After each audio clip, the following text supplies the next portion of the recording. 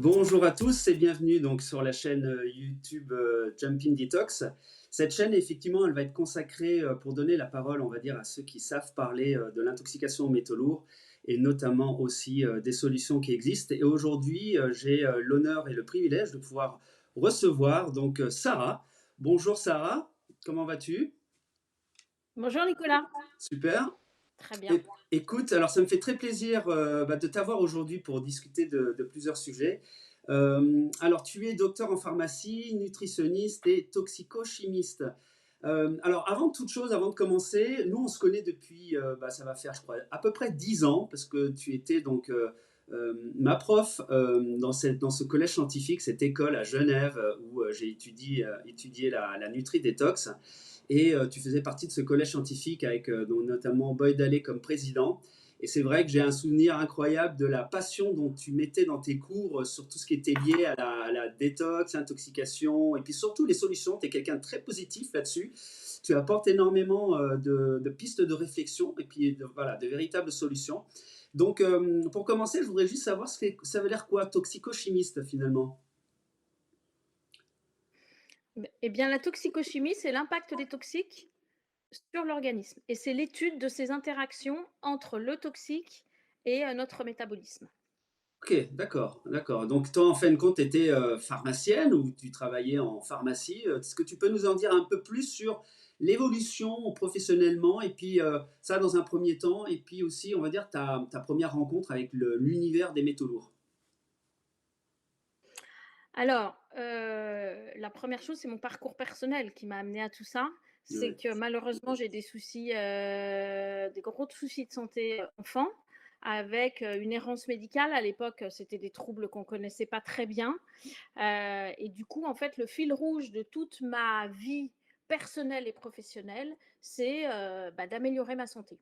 Mhm. Et naturellement, alors j'ai commencé par plutôt des médecines, j'allais dire complémentaires alternatives, puisqu'à un moment, il n'y avait pas de solution. Donc, maman a tenté le tout pour le tout, hein, y compris dans ma famille où on était quand même très rationnel. Et en fait, ça m'a déjà beaucoup améliorée et donc j'ai voulu poursuivre dans le domaine de la santé et c'est la raison pour laquelle j'ai voulu faire pharmacie Ok. parce que pour moi, c'est le lieu où, eh bien, vous poussez une porte et vous avez un professionnel de santé et T'avais quoi puis comme j'ai souci de tout santé? comment? T'avais quoi comme souci de santé? J'ai eu des Petite? gros soucis intestinaux. Intestinaux, ok. À des crises à me rouler par terre, hein. Maman, ça lui faisait penser à des crises d'accouchement, Ouais. et à l'époque, on connaissait pas bien. Aujourd'hui, on connaît beaucoup mieux, hein, ce qu'on appelle les MICI, les maladies inflammatoires chroniques de l'intestin, Ouais. mais à l'époque, en tout cas, moi, les professionnels de santé que j'ai rencontrés à l'époque, étaient un peu perdus, et c'est la raison pour laquelle j'ai voulu faire pharma avec cette mission de conseil, en fait. À l'officine, vous poussez la porte et du coup, il y a tout le temps un professionnel de santé qui peut répondre, C'est vrai. en tout cas, voilà, au départ. Et puis toujours, toujours dans un souci peut-être d'exigence et de perfection, en fait, j'ai voulu un peu mieux comprendre pourquoi, j'allais mieux, mais c'était encore pas parfait. Et c'est là où j'ai rencontré ce fameux collège scientifique dont tu parles. Et pour moi, ça a été une révélation puisque ça faisait le lien entre toutes mes études de pharma hyper rationnelles avec des bilans biologiques hyper précis et comme outil thérapeutique, l'alimentation et la Mhm. nutrition. Tout à Et fait. ça, pour moi, ça a été une révélation puisque quand je suis tombée toute jeune sur des méthodes alternatives, la première chose qu'on m'a dit, c'est changer votre alimentation, quoi. Mais à l'époque, j'étais pas tellement bien guidée. Et donc, du coup, c'est après, une fois avoir découvert toute cette amélioration grâce au bilan biologique, avec comme outil thérapeutique l'alimentation et la nutrition, que je me suis intéressée au pourquoi et d'où ça vient ces impacts biologiques, en fait. Et c'est Ouais. là où j'ai découvert l'impact de la toxicologie, des toxiques, Eh oui. et notamment des métaux traces toxiques, puisque maintenant, en fait, voilà, les métaux lourds, c'est mercure, plomb, cadmium, mais il y a aussi d'autres métaux, et puis il y a aussi d'autres toxiques, malheureusement, Bien sûr. qui viennent impacter notre organisme, d'où ma passion de faire en sorte que chaque métabolisme, le métabolisme de chacun, l'organisme de chacun, soit au maximum de ses capacités Ouais. pour pouvoir fonctionner normalement, se détoxifier et être en pleine vitalité, vivacité. Et ça, c'est une vraie victoire. Ouais, ouais, ouais, très intéressant. C'est vrai qu'en fin de compte, le corps, il a tout en main pour pouvoir se détoxifier, mais est-ce que les rouages sont un peu bloqués? Alors, il y a 2 choses. Quand on est en contact avec des toxiques, et les toxiques ont toujours existé, hein.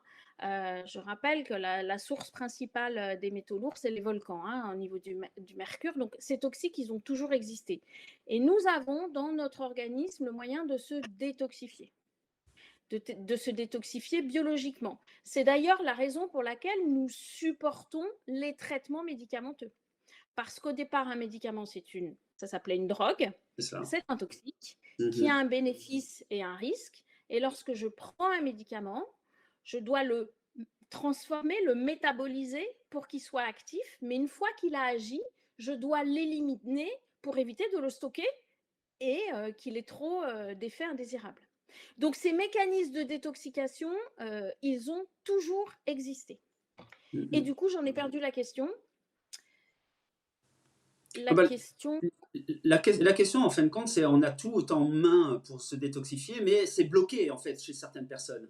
voilà, tout à fait. Merci Nicolas. Et donc, du coup, en fait, ces toxiques, quand ils vont rentrer en contact dans notre organisme, ils vont bloquer ce que nous, on appelle des systèmes enzymatiques.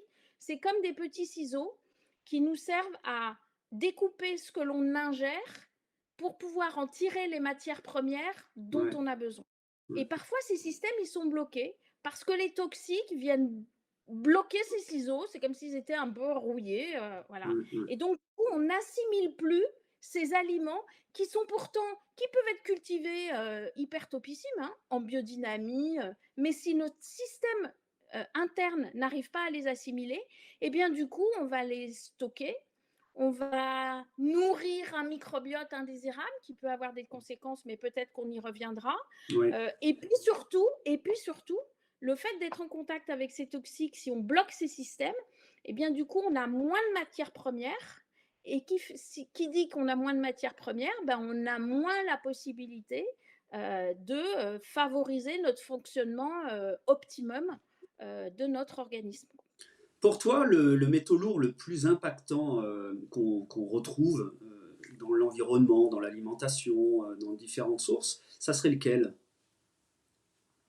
Alors, des métaux lourds, déjà, il y en a trois, hein, essentiellement. Donc, mercure, plomb, cadmium. Après, il y a Mhm, d'autres métaux, hein. On a des métaux légers comme l'aluminium. mhm. On a aussi un vrai souci avec le dioxyde de titane en ce moment. Les Alors, pesticides, comment? tous les pesticides divers et variés. En fait, tout ce qui n'a pas de place dans notre échiquier métabolique, euh, bah, c'est compliqué pour notre organisme. En tout cas, on le stocke, quoi. Alors, dire quel est le plus important ou pas, c'est vrai que le mercure a été longtemps, enfin, en tout cas, très étudié. On Mhm. a eu le plomb aussi, hein. Avant, c'est pour ça qu'on a de l'essence sans plomb, hein. Mes étudiants me disent, ah bon, j'avais pas réalisé pourquoi on avait de l'essence sans plomb. Bah oui, ils sont nés en 2000, donc C'est ça. ils n'ont pas connu ça, mais on a retiré en fait le plomb de l'essence et des canalisations, Ex- notamment toutes les canalisations urbaines, hein. ouais. Alors, il peut en rester quelques-unes dans les appartements, la partie privée. Et effectivement, bah, le mercure a été énormément utilisé aussi. Et ces métaux, alors dans l'alimentation, ils vont se concentrer notamment dans les graisses et effectivement aussi dans les poissons, et notamment dans les très très gros poissons. Alors, le mercure, c'est vrai que je sais qu'il y a un impact directement sur le système enzymatique. Ça serait peut-être une des sources toxiques qui ferait que le système enzymatique chez l'humain est complètement désorganisé. Alors ça peut, hein, le mercure a une affinité énorme pour le soufre et comme on a des acides aminés soufrés, il va venir taper sur ces acides aminés soufrés qui sont vraiment des matières premières essentielles à Ouais. l'organisme. Il agit aussi sur le système nerveux, sur les reins, mais alors attention aussi à ne pas faire trop de raccourcis parce qu'il y a un sujet qui est peut-être un peu technique, mais qui semble quand même être important pour nos éditeurs, c'est que le mercure ou tous les autres métaux, en fonction de la forme chimique sur laquelle ils sont, n'ont pas la même toxicité. Exact. le mercure, il n'a pas de place dans notre échiquier métabolique, donc de toute façon, il est toxique. Mais en fonction de la forme sous laquelle il est, Oui. il ne va pas avoir la même source de toxicité. Tu peux- Et ce mercure qu'on appelle organomercurique, qui va se lier avec un groupement méthyle, c'est que de la chimie, hein, va avoir un impact sur le système nerveux, mais aussi sur notre ADN, et notamment sur l'embryon, et peut générer oui. effectivement des altérations au moment de la formation de ces futurs bébés. Mais si on a aussi des métaux qui sont pas toxiques en soi. Je prends par exemple l'exemple du chrome, dont on parle beaucoup en ce moment. Arrive l'approche de l'été, parce que le chrome est un minéral qui est assez intéressant, euh, notamment sur la régulation de l'insuline, hein, puisque il est absolument capital dans tout ce qui est métabolisme du glucose. Malheureusement, sous une forme qu'on appelle hexavalente, c'est une autre forme de chrome, il devient très toxique. Donc, attention de quoi on parle, et cette spéciation, elle est Oui. extrêmement importante pour comprendre ces mécanismes-là. Oui, ouais, tu as entièrement raison. C'est comme quand on prend l'exemple de l'aluminium. C'est vrai que beaucoup de personnes ont l'impression que tout type d'aluminium est toxique, mais en fait, pas du tout. Il faut qu'il y ait des interactions. Par exemple, les papillotes, il faut qu'il y ait une interaction avec un acide, avec donc du citron ou de la tomate. Mais si en tant que tel, on en ingère un peu, je me rappelle, c'était André Picot qui disait, techniquement parlant, cet aluminium, il ne va pas être toxique dans le corps. Donc c'est vrai on est aujourd'hui dans une période où effectivement les métaux lourds font peur. Il y a une vraie réalité, hein, parce que, comment dire, on a des plombages, c'est le terme qu'on utilise en France, même s'il n'y a pas de plomb dedans, c'est quand même, on va dire, une source d'intoxication au mercure quand même, qui touche des millions de personnes dans le monde, donc il faut quand même s'en préoccuper, mais voilà, c'est vrai que pour moi, c'est important aussi qu'on ait des personnes comme toi qui permet aussi un peu de relativiser les choses et puis de dire, bah voilà, il y a aussi d'autres choses qu'on peut faire. Mais c'est surtout que, en fait, ces toxiques, ils ont toujours existé. Il est clair qu'on en a en quantité beaucoup plus importante depuis la révolution industrielle, mais je crois aussi qu'on est tous co-constructeurs de cette société. Dans les téléphones, dans nos téléphones ou dans nos outils numériques, on a aussi des substances, voilà, qui nous permettent aussi, bah, aujourd'hui, de se connecter pour le coup. Et je crois qu'il faut savourer ça. Ouais. On a peut-être choisi de naître dans cette vie-ci en vivant ça. Et en fait, l'idée pour moi, c'est toujours. Alors, moi, au départ, ma passion, c'est la santé et la clinique. Donc, l'idée, c'est de dire OK, on a ces substances, on doit faire avec. À nous de faire en sorte de les utiliser le moins possible pour qu'ils nous impactent le moins possible. Mais aussi, veillons à materner, nourrir, alimenter correctement notre organisme, nos 60 000 milliards de cellules, avec ce que nous ingérons tous les jours, que ce soit l'aliment, que ce soit les boissons, mais aussi que ce soit l'air via l'oxygène, puisque nous avons 3 carburants qui vont faire fonctionner notre organisme, que sont l'alimentation, les boissons et l'oxygénation. Nutritionniste, donc j'imagine que tu n'es pas spécialiste dans la diététique, mais tu travailles avec beaucoup, on va dire, d'analyses. C'est-à-dire que voilà, il y a des analyses qui sont très spécifiques. Est-ce que tu peux nous dire un petit peu la manière dont tu travailles quand tu es avec des patients? Je sais qu'aujourd'hui, tu fais plein d'autres choses, donc ça sera peut-être à la fin de cette interview l'occasion de dire aussi un peu toute ton actualité. Mais sur la partie, on va dire, d'accompagnement au changement alimentaire, voilà, tu fonctionnes comment? Et puis pour toi, pourquoi tu es allé dans cette voie-là? Alors, pourquoi je suis allée dans cette voie-là? J'ai dit tout à l'heure, hein, au départ, j'ai testé ça sur moi, et j'ai voulu voir finalement quels étaient ces bilans biologiques qu'on appelle des bilans de biologie fonctionnelle, qui sont des bilans physiologiques et nutritionnels qui nous permettent d'avoir une idée très fine de toutes les matières premières que nous avons dans notre organisme. Et ces matières premières, c'est les vitamines, c'est les minéraux, c'est les acides gras, dont on parle aussi beaucoup, hein. Les graisses, c'est vraiment ma passion. On parlait de l'impact sur le système nerveux. Le système nerveux fonctionne avec des acides gras, et ces Mhm. acides gras, ils sont issus des graisses que nous ingérons. C'est aussi faire un état des lieux sur ce que j'appelle notre stress oxydatif ou notre stress oxydant, c'est-à-dire que le stress, il est aussi en lien avec notre métabolisme, et l'image, c'est comme si on avait des thermostats dans notre organisme qui nous permettent de maintenir un équilibre interne Mhm. indépendamment de l'environnement dans lequel on est. Et cet environnement, j'appelle ça des sollicitations environnementales. Certes, ça peut être les produits toxiques, les métaux, mais c'est aussi nos sollicitations mentales, c'est aussi une activité physique. Tout ce qu'on va demander comme effort à l'organisme, ce sont des sollicitations environnementales. Et le corps doit maintenir indépendamment la température extérieure. Quand il fait 50 dehors ou quand il fait -20, notre corps doit maintenir cet équilibre, ce qu'on appelle une homéostasie, cet équilibre biologique à 37 degrés.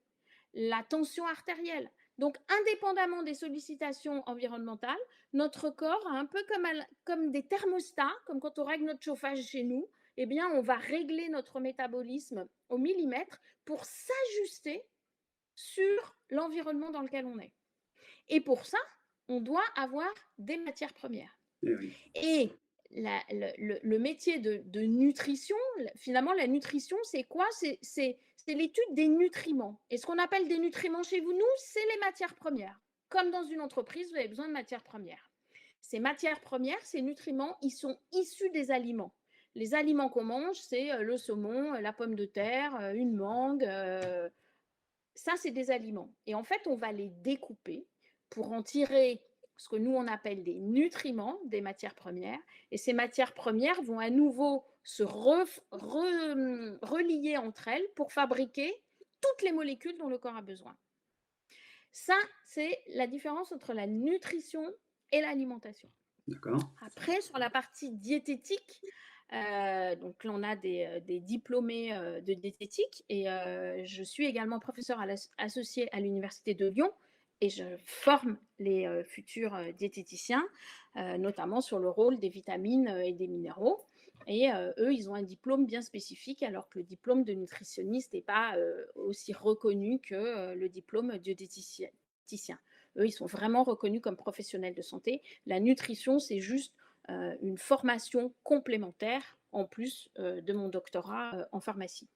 Et donc, du coup, concrètement, pour répondre à la dernière question, concrètement, comment ça fonctionne, l'idée, lorsqu'on a besoin d'accompagner quelqu'un à améliorer sa santé, la première chose, c'est comme dans une entreprise, on fait un audit biologique, un audit du mode de vie, pour pouvoir connaître la personne, y compris ses symptômes. Parce qu'on peut avoir des symptômes qui sont le reflet d'un besoin nutritionnel.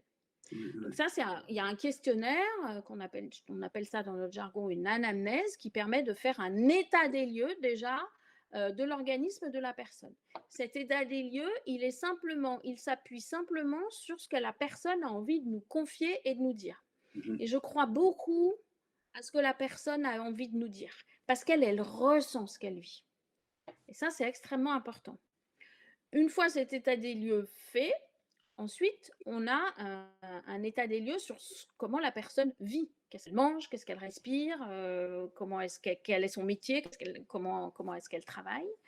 Et puis, ensuite, on peut déjà ajuster en fonction des symptômes qu'elle a et ce qu'elle consomme comme type d'aliment. On peut déjà faire des premiers conseils. Mais ensuite, l'idée, c'est de s'appuyer sur des bilans biologiques, physiologiques et nutritionnels qui vont objectiver, y compris pour moi, mais aussi pour la personne qui souhaite que je l'accompagne, puisque ça lui permet d'objectiver finalement qu'est-ce qui se passe dans son organisme. Et ensuite, on affine la partie alimentaire et on va compléter, si besoin, si les besoins biologiques ont été mis en évidence, par une supplémentation, mais une supplémentation uniquement nutritionnelle. C'est que moi, dans mon métier, c'est peut-être mon passif de docteur en pharmacie, mais à partir du moment où vous donnez une molécule que le corps est capable de fabriquer lui-même, le corps va s'arrêter de la fabriquer. Alors qu'une supplémentation nutritionnelle du nutriment qui a été identifié, je pense notamment à la vitamine D, ça peut être du magnésium, ça peut être... Eh bien, à partir du moment où ça a été identifié comme quoi on n'en a pas suffisamment, on met en place une alimentation plus riche en cet élément. Et si ce n'est pas suffisant, on va supplémenter avec le nutriment extrêmement bien ciblé, parce qu'il y a différentes formes de magnésium. Par exemple, il y a différents sels, je prends l'exemple du magnésium. Et aussi, surtout, et moi je suis très attachée à ça, exempt d'additifs ou de conservateurs. C'est-à-dire que L'idée, c'est vraiment d'être, c'est de la nutrition santé de précision. Ouais, ouais.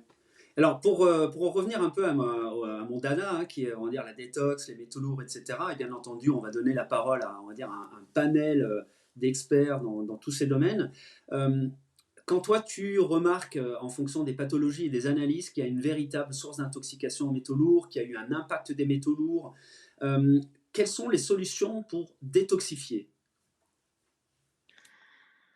Alors, déjà, je ne peux pas vraiment dire que je mets en évidence l'impact de tel métal sur l'organisme. D'accord. Comme je l'ai dit tout à l'heure, la plupart des toxiques sont lipophiles, c'est-à-dire qu'ils vont se loger dans les graisses. Et d'ailleurs, c'est peut-être aussi une des raisons pour lesquelles on prend certains capitons, où on s'épaissit un peu, parce que quand on est en contact avec des toxiques, les toxiques vont taper dans les graisses. Et la survie de l'organisme, c'est peut-être de faire ces petits capitons pour stocker ces molécules toxiques pour éviter qu'elles passent dans le sang. Et d'ailleurs, c'est une des raisons pour lesquelles on Intéressant. évite de faire mincir trop rapidement les personnes qui sont en surpoids, voire obèses, parce qu'on a remarqué que si la perte de poids était trop rapide, eh bien, il y a un relargage de ces toxiques dans le sang Ouais. et on ne peut pas les enlever avec une pelle, hein, ce n'est pas possible. Hein, il faut que ça passe par la tuyauterie de notre métabolisme. Et donc, du coup, il faut qu'on veille à ce que quand ça se passe, ce ne soit pas trop rapide. Et surtout, et là j'en viens à ta deuxième question, que nos mécanismes de détoxication soient au top. Et ces mécanismes de détoxication, en fait, il se passe essentiellement au niveau hépatique, au niveau du foie. Et en fait, il se déroule en deux phases. Je suis en contact avec le toxique. On a une première phase qu'on appelle phase 1, où on a des réactions qu'on appelle dans notre jargon de fonctionnalisation, qui peuvent être des réactions d'oxydation, des réactions de réduction, et d'autres aussi, qui vont créer un substrat intermédiaire, un métabolite intermédiaire, une molécule intermédiaire, euh, et ensuite qui va devoir être éliminé avec la phase 2. Et la phase 2, ce sont des réactions de conjugaison. Conjugaison, ça veut dire qu'il va y avoir une molécule de sucre, de soufre ou le glutathion, et on pourra en reparler, ce Ouais. tripeptide qui est absolument magique, qui Mhm. va venir se greffer sur cette molécule intermédiaire pour pouvoir être ensuite éliminé par les urines et par les selles. Et en fait, à chaque phase, réaction de fonctionnalisation phase 1, réaction de conjugaison phase 2, la présence des nutriments, donc des matières premières, est essentielle. Ces matières premières, c'est des vitamines, c'est des sucres, c'est des minéraux, c'est des graisses qui vont être, cofacteurs de toute cette mécanistique. Et c'est lorsque cette mécanistique est au top de son fonctionnement qu'on est en pleine santé et que du coup, on peut supporter les quelques toxiques avec lesquels Ouais. on est en contact. Mais lorsque cette mécanistique ne fonctionne plus, soit parce qu'elle est saturée, parce qu'on a trop utilisé nos matières premières et qu'on n'a pas pu les renouveler avec une alimentation qui convient à notre organisme, si on manque de ce glutathion, si on manque de ces 3 acides aminés qui permettent de faire fonctionner ce glutathion, eh bien, on va avoir une chute de ce glutathion et la deuxième phase de conjugaison va moins bien se faire. Et c'est là où les effets indésirables et des symptômes vont apparaître. Et donc, l'idée, c'est vraiment de veiller à ce que ces détoxications biologiques soient au top de ses fonctionnalités. Et quand je parle de détox biologique, c'est vraiment cette mécanistique que je viens d'expliquer.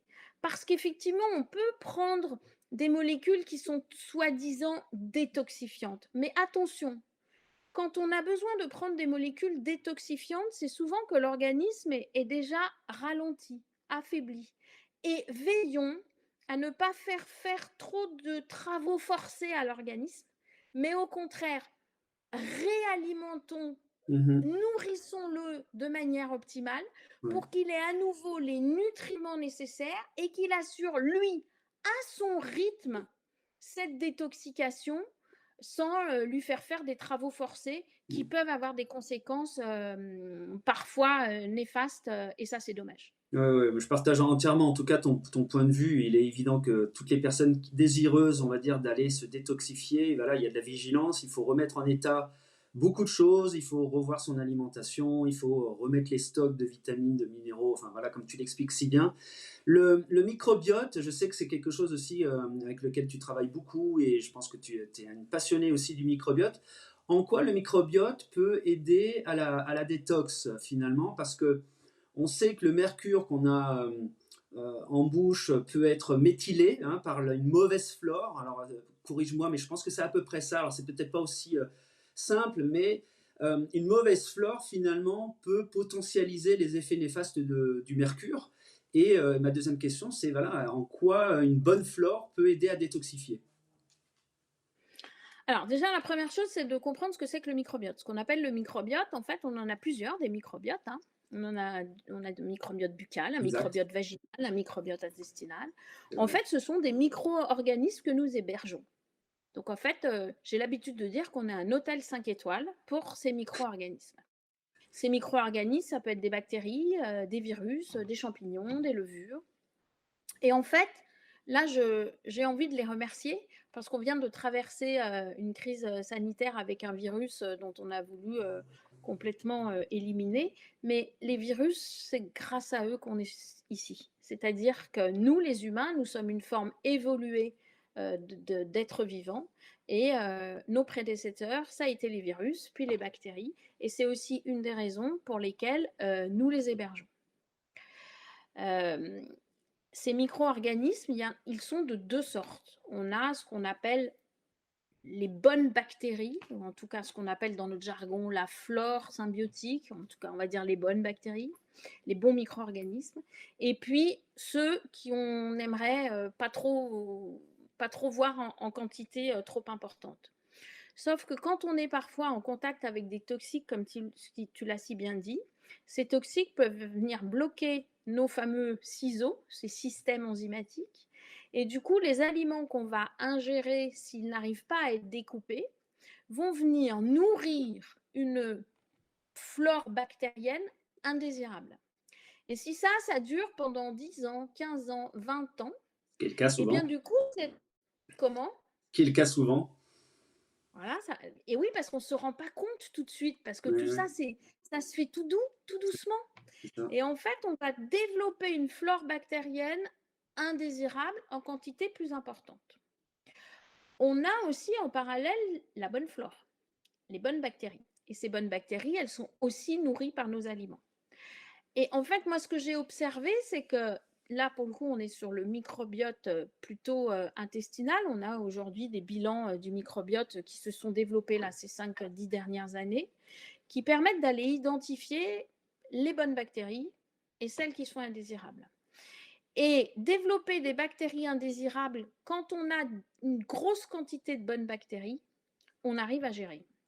Mais il arrive à un moment que les bonnes bactéries vont chuter pour plein de raisons, soit parce qu'on les nourrit plus, soit parce qu'elles combattent trop les mauvaises. Et en Ouais. fait, quand les mauvaises sont plus importantes, et bien du coup, c'est là que les symptômes apparaissent. Et ces bactéries qu'on héberge en quantité parfois trop importante, elles ont chacune des rôles très différents et notamment, elles peuvent être aussi responsables de nos addictions. Puisque c'est un peu comme si, on a tous, alors addiction, ça peut être que le chocolat, hein, mais ça peut aller sur toutes les addictions que vous pouvez imaginer.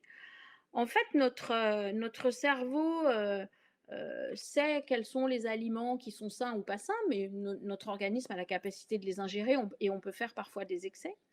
Mais il arrive aussi parfois que ce soit notre microbiote qui réclame ce produit. Et c'est ce qui fait cette lutte dans les addictions où on sait mentalement que ce n'est pas forcément ce qu'il nous faut, mais que le corps appelle ce produit. Et ce microbiote, il a un rôle majeur dans ces fonctions-là.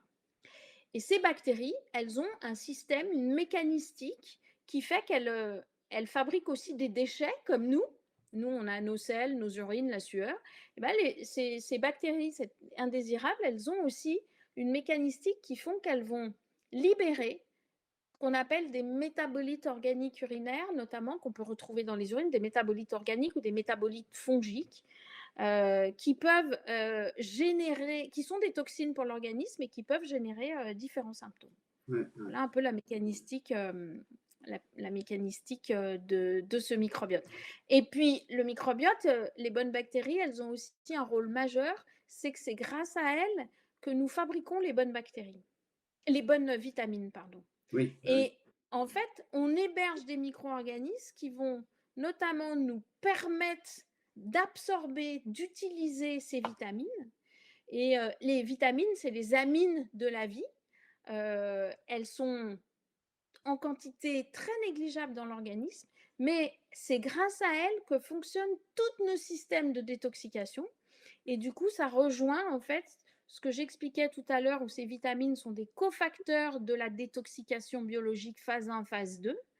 Et si nos bonnes bactéries ne sont pas en quantité suffisante, je ne vais pas pouvoir utiliser ces vitamines. Et donc, du coup, mon système de détoxication va être ralenti. Oui, d'accord. Extrêmement important de nourrir ce microbiote. Et souvent, malheureusement, peut-être, ce qui est dommage, en tout cas pour moi, c'est qu'on n'utilise pas suffisamment ces bilans biologiques. Parce qu'on fait souvent de l'alimentation, de la nutrition sur une alimentation soi-disant équilibrée. Mais une alimentation équilibrée, elle est idéale pour un corps équilibré. Quand votre corps est en déséquilibre, ben, il faut le rééquilibrer. Et l'alimentation, elle va venir compléter ça. Et je parlais tout à l'heure des acides gras notamment, où les toxiques ont une affinité pour les graisses. Et les graisses, c'est comme les graisses dans notre voiture, quoi, hein. Si j'ai plus de graisse, et bien du coup, mes cellules ne vont pas communiquer. Et du coup, ça va ralentir notre mécanistique en interne. Et du coup, va générer un ralentissement et tous les effets possibles et inimaginables que l'on peut envisager. J'ai une petite question finalement en détox un peu bien-être, parce que c'est vrai que j'aime bien aussi un moment distinguer, on va dire, la détox well-being, bien-être comme on dit, et effectivement après la détox un peu plus, on va dire, médicalisée. Tout ce qui est spiruline, chlorella, on sait, c'est vraiment beaucoup vendu comme des détoxifiants, etc. Mais je sais aussi qu'il peut y avoir de temps en temps des inconvénients à consommer ça quand on a effectivement du mercure dans le corps. Est-ce que tu peux nous en dire un peu plus sur ton expertise, les études cliniques que tu aurais faites là-dessus avec tes patients? Alors, la première chose que je veux dire, c'est que mon approche à moi, elle n'utilise pas de produits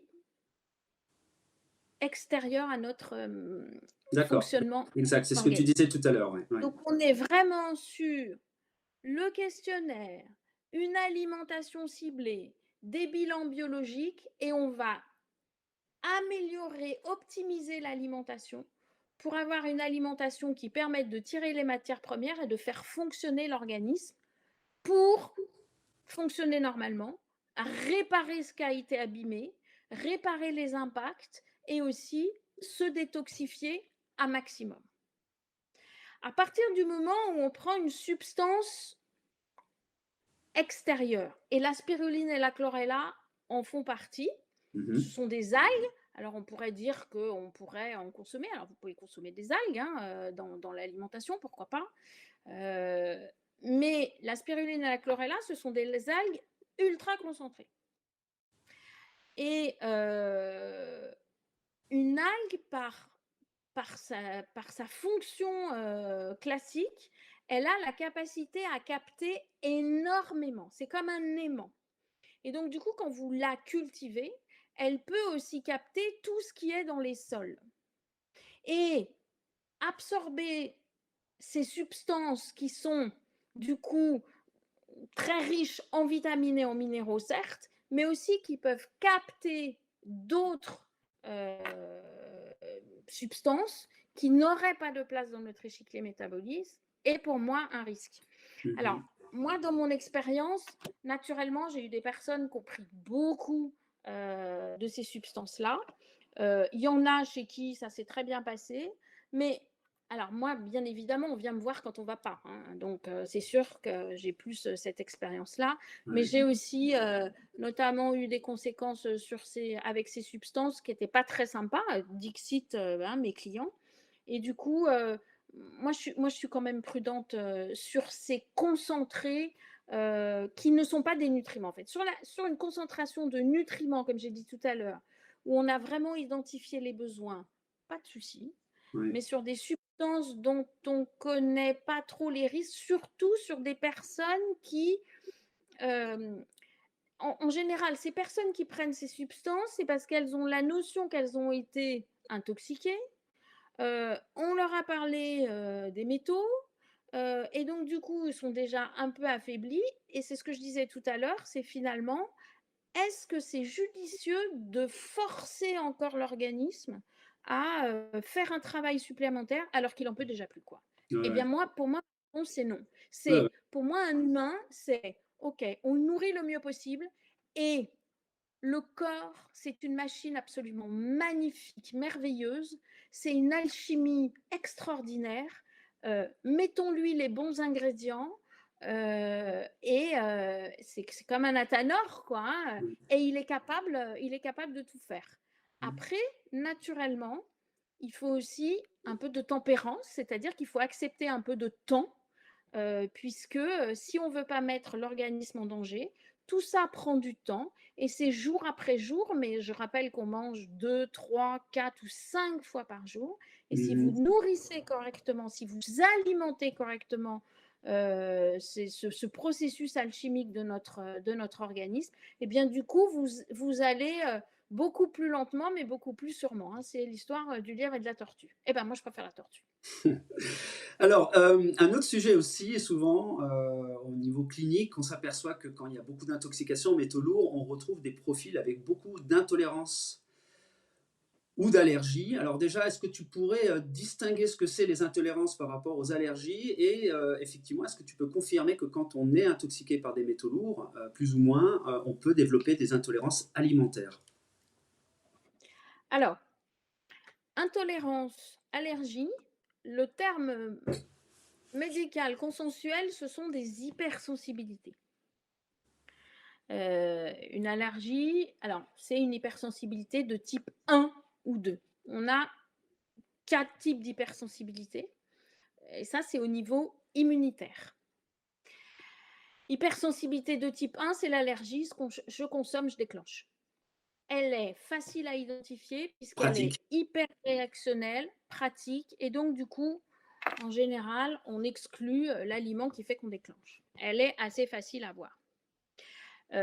Ces hypersensibilités de type 1 mettent en jeu des acteurs de notre système immunitaire qui sont différents de ceux des hypersensibilités de type 3 ou 4. Donc en fait, entre une hypersensibilité de type 1, 2 ou 3, 4, on n'a pas les mêmes acteurs immunitaires. Alors qu'est-ce que c'est que ces acteurs immunitaires? C'est des molécules qu'on fabrique dans notre organisme. Quand vous faites une numération de formule sanguine, vous avez vos polynucléaires, vous les dosez, les acteurs du système immunitaire. Sauf que les acteurs du système immunitaire de l'hypersensibilité de type 1, c'est-à-dire de l'allergie, je mange, je déclenche, ce ne sont pas les mêmes que les acteurs de l'hypersensibilité de type 3 ou 4, qui sont des hypersensibilités qu'on appelle communément des intolérances, parce qu'elles ne sont pas hyper réactionnelles d'une manière très rapide, mais elles sont beaucoup plus sournoises. Ok. L'exemple qu'on peut prendre, on prend souvent l'exemple de l'iceberg, c'est-à-dire une hypersensibilité de type 1 et 2, c'est la partie émergée de l'iceberg. Les hypersensibilités de type 3 et 4, c'est la partie immergée, celle qu'on ne voit pas. Et donc, du coup, à chaque fois qu'on a une hypersensibilité de type 4, c'est-à-dire qu'on va consommer une substance qui va faire réagir notre système immunitaire, mais de manière très discrète, et bien du coup, on ne se rend pas compte ce qu'elle nous fait. L'image, c'est un peu comme si vous êtes chez vous, dans votre salon, et puis, je ne sais pas, vous avez votre fils qui jette une bouteille d'eau vide, une bouteille en plastique dans votre salon. Vous allez la voir, vous allez la prendre, vous allez la mettre à la poubelle. Si cet enfant jette cette bouteille au milieu d'un tas d'immondices, de déchetteries de ces bouteilles-là, vous n'allez pas remarquer tout de suite qu'il y a une bouteille de plus ou de moins. Eh bien, c'est un peu la même chose avec les hypersensibilités alimentaires. C'est que ces hypersensibilités alimentaires, elles sont très sournoises et du coup, elles sont difficiles à identifier. Alors maintenant, comment est-ce qu'elles apparaissent? En fait, on a dit tout à l'heure que les toxiques, ils peuvent bloquer nos systèmes enzymatiques, nos petits ciseaux avec lesquels on va découper l'aliment. Quand je mange un aliment, je consomme un immense collier de perles. Et cette collier perle doit être découpée Les avec acides des aminés, enzymes. les fameux acides aminés. Alors, les colliers de perles, les perles, ce sont les acides aminés. Et en fait, on a des enzymes qui sont des molécules qui sont aussi fabriquées avec nos nutriments, hein, qui vont devoir couper ce collier de perles pour isoler ces acides aminés et les rendre disponibles pour construire tout ce dont on a besoin, puisqu'on se renouvelle toutes les minutes. Là, depuis qu'on se parle, on en a déjà renouvelé quelques cellules. Si ces ciseaux, ces systèmes enzymatiques sont bloqués par des toxiques, Oui. ils ne sont plus fonctionnels. C'est ce qui se passe en cas d'une maladie cœliaque, par exemple. Vous avez beau avoir un blé cultivé en biodynamie de manière hyper saine, si l'organisme qui le reçoit n'a pas le système enzymatique pour pouvoir digérer cette molécule de blé, le blé est considéré comme un toxique pour l'organisme. Et en fait, c'est comme ça que ces hypersensibilités naissent. C'est que si je n'ai pas le moyen de découper l'aliment, le saumon que je mange, l'anchois que je mange, le fruit que je mange, et bien du coup, je vais stocker cette portion du collier de perles que je n'ai pas réussi à détoxifier. Et du coup, cette portion de collier de perles, bah, il faut que j'en fasse quelque chose. Alors le corps, il peut le stocker, le mettre dans des molécules de graisse, par exemple. Le système immunitaire va essayer de se défendre contre, puisqu'il n'en veut pas, il veut pas de ça dans son organisme. Et c'est là où ces acteurs du système immunitaire vont se mettre en branle en fonction de la substance qui est fabriquée. Ou sinon, cette molécule qui n'est pas assimilée va venir aussi nourrir des bactéries indésirables et on revient sur notre mécanistique du microbiote. Donc en fait, ces intolérances alimentaires qui sont en fait des hypersensibilités alimentaires peuvent malheureusement apparaître parce que nos systèmes enzymatiques sont bloqués, mais elles peuvent aussi apparaître parce que dans l'industrie agroalimentaire, on a pu façonner, modifier les substances qui ont pris des formes peut-être un peu moins digestes et parfois améliorées aussi. Hein, voilà. Mais du coup, il y a aussi la modification de l'aliment qu'on peut ingérer, mais il y a aussi notre mécanistique interne qui a pu être altérée et qui fait que certains aliments ne sont pas assimilés. C'est le cas dans les produits laitiers, on a des enfants qui naissent sans lactase, par exemple. La lactase, c'est une enzyme qui digère le lactose, qui est le sucre contenu dans les produits laitiers. Où cette lactase peut être bloquée, et bien du coup, ce sont des personnes qui vont avoir plus de difficultés à assimiler les produits laitiers et donc à en tirer la quintessence avec leurs nutriments pour pouvoir fonctionner. Ok, ok. Alors, on va pas tarder un peu à conclure, mais j'avais une question comme ça, c'était si à un moment donné, on va dire, il y a des personnes voilà, qui cherchent absolument à se détoxifier parce que ils entendent parler des métaux lourds, de toxiques, etc. Ils sont tombés sur ma chaîne et puis ils se disent, waouh, il va falloir quand même que je me prenne un peu en main. C'est quoi finalement, en fin de compte, la bonne démarche quand voilà, on décide un jour de dire, ok, maintenant je vais me détoxifier? Alors la première démarche, c'est de bien se nourrir. Parce que c'est de relancer sa détoxication biologique. Exact. Et de surtout pas faire l'erreur de prendre le produit, je ne sais pas lequel d'ailleurs, je ne sais pas s'il existe, qui nous permettent de détoxifier. Parce que si vous voulez détoxifier, l'idée c'est de modifier ce qu'on fait actuellement. Parce que si vous êtes intoxiqué, c'est que ce que vous faites, ça ne va pas. Donc l'idée c'est qu'est-ce que je peux faire? Quel est le carburant que je... Enfin, comment affiner le carburant que je mets dans mon organisme pour mieux m'alimenter et surtout augmenter mes capacités de détoxication. Donc ça, c'est vraiment la première chose à faire. Alors, il y a souvent des personnes qui vont partir dans des cures de détox en faisant un jeûne, par exemple. Et là, c'est pareil, prudence, parce que quand vous avez des organismes qui sont très, très altérés, le jeûne, c'est OK, je mange moins ou je mange pas. Je mets mes émonctoires, donc tout mon organisme au repos, et du coup, il a le temps de se régénérer. Encore faut-il qu'il ait les matières premières en quantité suffisante pour le faire. Et oui. Et donc, du coup, il y a des risques aussi très importants à jeûner trop longtemps, y compris sur des organismes qui sont déjà altérés. Donc, l'erreur à ne pas faire, c'est de dire, OK, pour me détoxifier, je mange plus ou je mange moins ou je bois des prends jus. une substance qui fait faire des travaux forcés à mon organisme. Non, Ouais. qu'est-ce que je mets dans cette magnifique Déjà à la machine base. dans mon organisme? Ouais. OK, j'identifie. Est-ce que je mets déjà des additifs et des conservateurs ou des substances qui n'ont pas de place dans mon échiquier métabolique? Oui, je les enlève. Déjà, la première chose à faire. Après, naturellement, il y a à caler l'alimentation. Et après, si on veut aller plus loin, il y a identifier biologiquement avec ces bilans biologiques qui permettent de vraiment faire du sur-mesure et de la haute couture alimentaire. Super, super, super. Non, non, mais super intéressant. Alors, ton actualité aujourd'hui, donc sur Lyon, et puis aussi peut-être un peu ailleurs, c'est voilà, est-ce que tu fais toujours des consultations? C'est quoi? Parce que je vois aussi que tu fais tes membres de board, de conseil, et puis aussi de chef. Enfin, j'ai vu cette nouvelle aventure. Est-ce que tu peux nous en dire un petit peu plus? Toujours intéressant de savoir un peu aussi comment tu évolues sur toutes ces années. Alors, bon, mon métier principal, c'est conférence, conseil, formation. Ok. Dans le domaine de la nutrition santé personnalisée et toujours pour augmenter les capacités intrinsèques des individus, donc leur vitalité, pour qu'ils soient en fonctionnement optimal. Et pour ça, j'ai plusieurs clients.